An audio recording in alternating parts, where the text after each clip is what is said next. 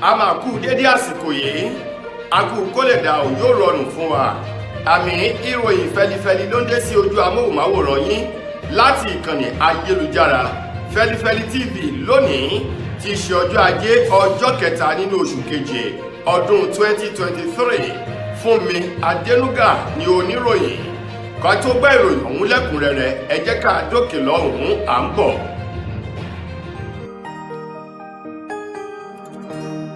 Ìròyìn Feli-feli TV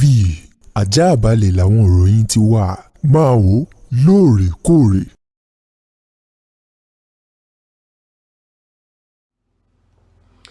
Ẹ káàbọ̀ padà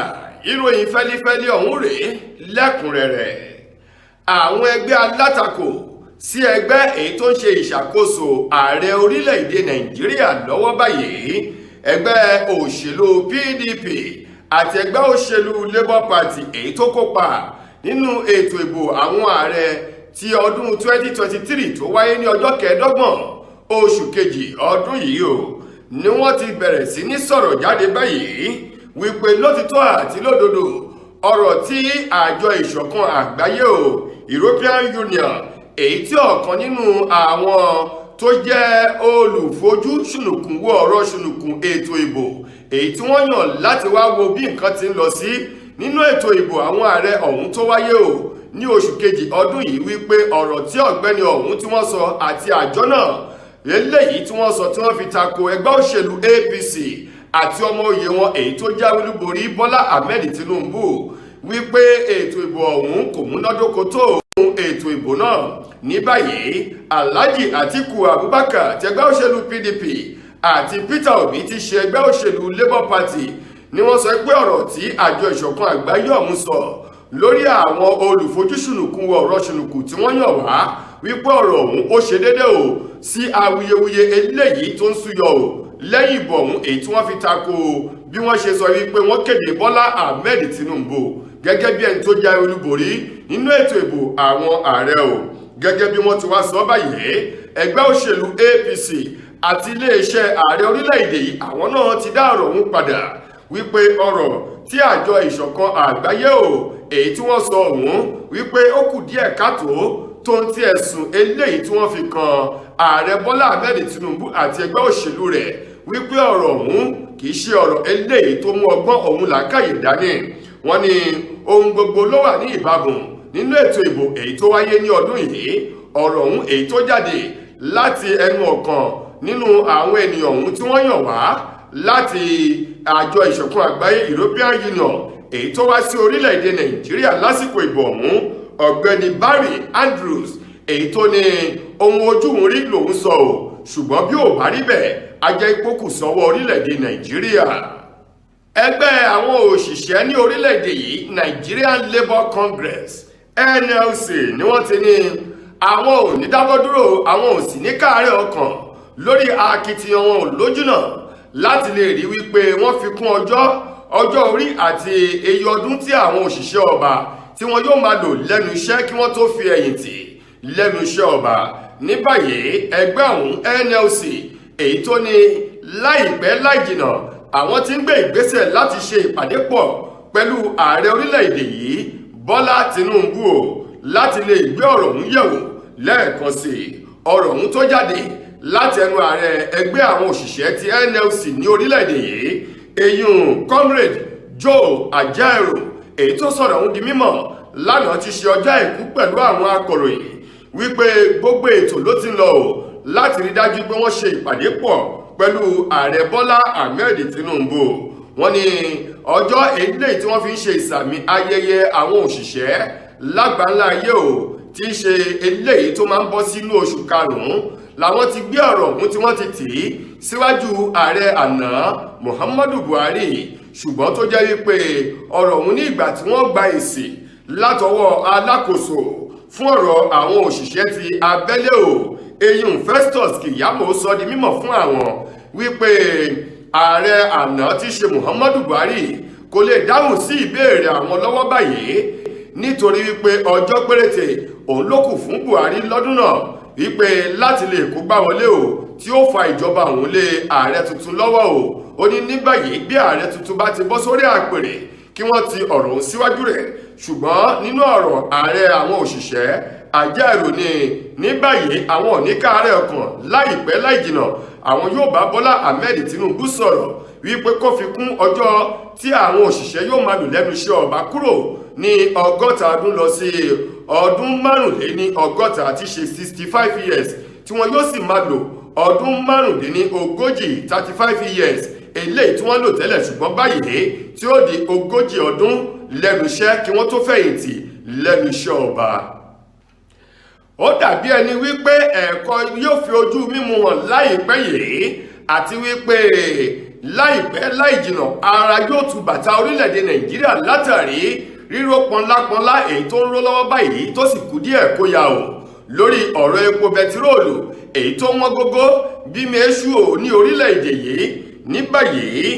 àjọ ẹgbẹ́ àwọn tí ń ta epo aládàáni ní orílẹ̀-èdè Nàìjíríà IPMAN ti sọ̀rọ̀ jáde ò wípé nínú oṣù keje tí a tẹnubọ̀ yìí ọ̀pọ̀lọpọ̀ àwọn alágbàtà epo bẹtiróòlù ló ti bẹ̀rẹ̀ sí ní gbé ìgbésẹ̀ àti ìyànjú láti gbé epo bẹtiróòlù wọlé sí orílẹ̀-èdè Nàìjíríà tí oníkálukú yóò bẹ̀rẹ̀ sí ní máa tà á ní ọ̀pọ̀ yanturu ọ̀pọ̀ wàrà ní ọjà báyìí eléyìí tí ó jẹ́ kí owó epo bẹtiróòlù kó wá sílẹ̀ dáadáa yàtọ̀ sí 520 naira eléyìí tí wọ́n ń tà lọ́wọ́ báyìí o. Ọ̀rọ̀ ọ̀hún tó jáde lánàá ti ṣe ọjọ́ Sunday Àìkú látọwọ́ ẹni tó jẹ́ alukoro àti agbẹnusọ fún àjọ IPMAN eyín ẹgbẹ́ àwọn Independent Petroleum Marketers Association of Nigeria IPMAN èyí tí wọ́n gbé jáde o wípé ọ̀pọ̀lọpọ̀ àwọn alágbàtà epo aládàáni báyìí ni wọ́n ti ń kó epo tí epo ọ̀hún sì ti wà lórí omi o. Bákan náà wọ́n ní àwọn iléeṣẹ́ ìfọ epo ní orílẹ̀-èdè Nàìjíríà ló ti fún ọ̀pọ̀lọpọ̀ àwọn alágbàtà aládàáni ọ̀hún láǹfààní láti wá gbé epo ọ̀hún ní àwìn tí wọ́n bá sì tà tán kí wọ́n kówó padà wá. Wọ́n ní nípa ìdí èyí yóò jẹ́ kí epo bẹtiróòlù kó pọ̀ lọ́pọ̀ yanturu kó tó ànító àti àníṣẹ́kù èyí tí owó rẹ̀ yóò sì já wálẹ̀ fún rírà fún àwọn ọmọ orílẹ̀-èdè Nàìjíríà láàrin ọ̀sẹ̀ péréte sí àsìkò tí a wà yìí. Àjọ eléyìí tó rí sí ìdánwò aláṣẹwọlé sílé ẹ̀kọ́ gíga fáfitì ní orílẹ̀-èdè wa Nàìjíríà Joint Admission and Matriculation Board JAMB àwọn ni wọ́n ti sọ jáde báyìí o wípé àwọn yóò ṣe ìwádìí àti òfíntótó bákan náà wọ́n sì fi ọwọ́ òfin gbé ọ̀kan nínú àwọn akẹ́kọ̀ọ́ èyí tó jókòó tó kan ìdánwò aláṣẹwọlé ò sílé ẹ̀kọ́ gíga fáfitì èyí tó ń pera rẹ̀ tó sì ń sọ ohun tí ò jẹ́ mọ́ra rẹ̀ lórí ọ̀rọ̀ iye máàkì èyí tó gbà báyìí. eyín alára àwọn akẹ́kọ̀ọ́ náà tí orúkọ rẹ̀ ń jẹ́ Ejikeme Imezona èyí tó sọ wípé òun lòun gba máàkì eyín àmì èyí tó pọ̀ jù nínú àwọn akẹ́kọ̀ọ́ èyí tó ṣe ìdánwò ọ̀hún nínú ọdún tá a wà yìí. Gẹ́gẹ́ bí àjọ JAMB ti wá sọ di mímọ̀ wọ́n ní máàkì eyín àmì tí ọmọ òun gbà ló jẹ́ 249 ṣùgbọ́n tí akẹ́kọ̀ọ́ yìí Ejikeme tó ń sọ wípé 362 lòun gbà gẹ́gẹ́ bí àkójọpọ̀ iye àmì èyí tí òun ní o nínú ìdánwò ọ̀hún èyí tí òun ṣe ti ọdún 2023 aláṣẹwọlé sílé ẹ̀kọ́ gíga fáfitì tí wọ́n pè ní UTME. Ní báyìí o ẹni tó jẹ́ ọ̀gá àgbà àti agbẹnusọ fún àjọ JAMB ní orílẹ̀-èdè wa Nàìjíríà ó ti wá sọ̀rọ̀ jáde o. Ó ní arábìnrin akẹ́kọ̀ọ́ ọmọ kékeré Ejikeme àti ọ̀kan nínú àwọn akẹ́kọ̀ọ́ ọ̀hún èyí tó wà ní ìpínlẹ̀ Kaduna o tí orúkọ rẹ̀ ń jẹ́ Atong Gerard. Ó ní èyí hùn ní tirẹ̀ ní ó ṣe ìdánwò rárá ṣùgbọ́n tó ń gbé káàkiri ìgboro ayé o wípé òun ṣe ìdánwò òun sì ní iye àmì èyí tó tó 380 ní òun gbà. Wọ́n ní àwọn méjèèjì wọ̀nyí ni wọn yóò fi ọwọ́ òfin gbé o gẹ́gẹ́ bí ọ̀rọ̀ ti jáde láti ẹnu agbẹnusọ fún àjọ ọ̀hún èyí tó sọ jáde ní àná ọ̀mọ̀wé Fabian Benjamin tó ní gbogbo ọ̀nà àti ìgbésẹ̀ ló ti lọ láti fojú àwọn akẹ́kọ̀ọ́ méjì ọ̀hún hàn síwájú àwọn orílẹ̀-èdè yìí pẹ̀lú òfin àti ìjìyà èyí tó bá àwọn ọmọ ọ̀hún mu. Ilé ẹjọ́ májísírèètì tó kalẹ̀ sí Yàbá ní ìpínlẹ̀ Èkó lọ́jọ́ ẹtì èyí tó kọjá yìí ti ṣe ọjọ́ Jímọ̀ 30 nínú oṣù kẹfà ọdún 2023 ni wọ́n ti dá ẹjọ́ arákùnrin kan èyí tó ṣe àfọwọ́rá àwọn dúkìá àtàwọn ohun èlò olówó iyebíye èyí tó dín díẹ̀ ní mílíọ̀nù 4 náírà ní agbègbè Ìkòyí ní ìpínlẹ̀ Èkó. Arákùnrin ọ̀hún tí orúkọ rẹ̀ jẹ́ Smart Norbert, òun ni wọ́n ti ní kí wọ́n lọ jù sínú ọgbà àhámọ́ ọgbà àtúnṣe èyí tó wà nílùú Ìkòyí ní ìpínlẹ̀ Èkó látàrí wípé ó kó àwọn dúkìá èyí tó tó mílíọ̀nù 3 èyí tó tún lé tó ti jẹ́ pé owó ọ̀hún àti àwọn ohun èlò tó fi mọ́ àwọn dúkìá náà tó jẹ́ ti arábìnrin èyí tó ń jẹ́ Abọ́sìn Ọmọlára o. Gẹ́gẹ́ bí ó ti sọ ẹni tó rojọ́ tako afẹ̀sùnkàn náà nílé ẹjọ́ eyín Rita Mohammed ṣe lálàyé nílé ẹjọ́ wípé afẹ̀sùnkàn ọ̀hún wípé ó hùwà ibi náà ní ọjọ́ 16 oṣù kẹfà ọdún tá a wà yìí ní ojúlé 16 eyín King Ológun Kútẹ́rẹ́ o ní ilé olówó pọ́kú kan tí wọ́n pè ní Park View Estate èyí tó wà ní Ìkòyí ní ìpínlẹ̀ Èkó. Afẹ̀sùnkàn ọ̀hún ẹni ọdún 25 years òun ni adájọ́ ilé ẹjọ́ májísírèètì tó kalẹ̀ sí Yàbá adájọ́ Adéọlá Ọlátúnbọ̀sún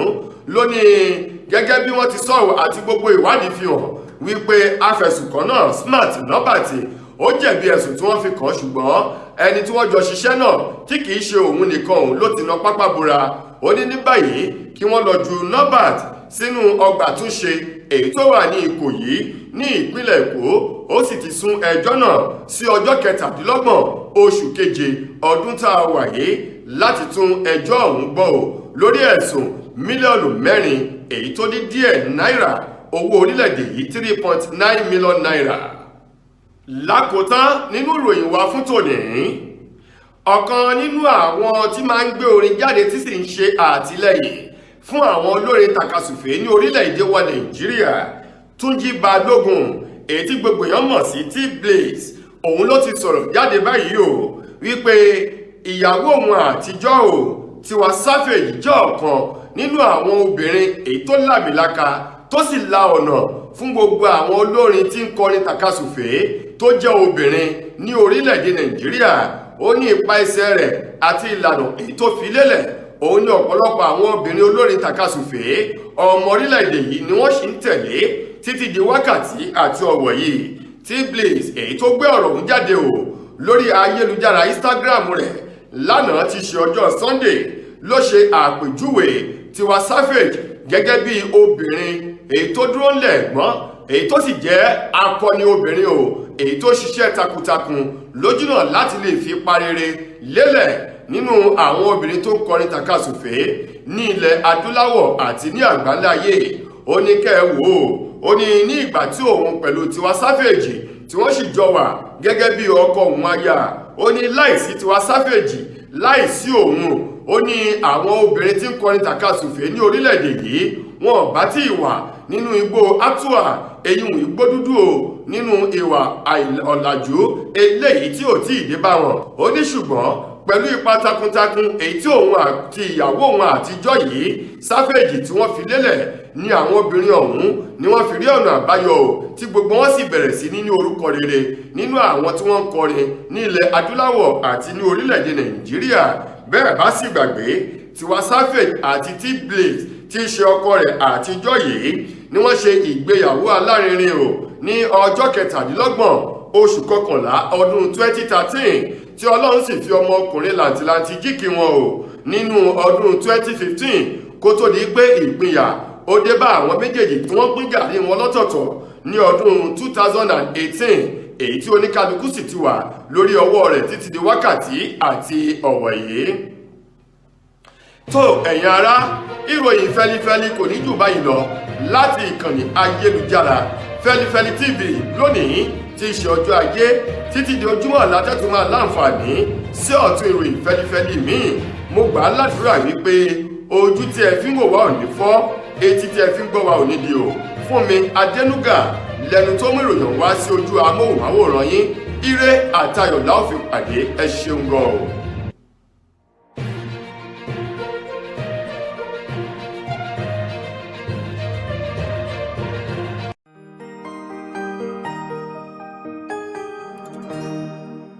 ìròyìn Feli-feli TV àjààbálẹ̀ làwọn ìròyìn ti wà máa wò lóòrèkóòrè.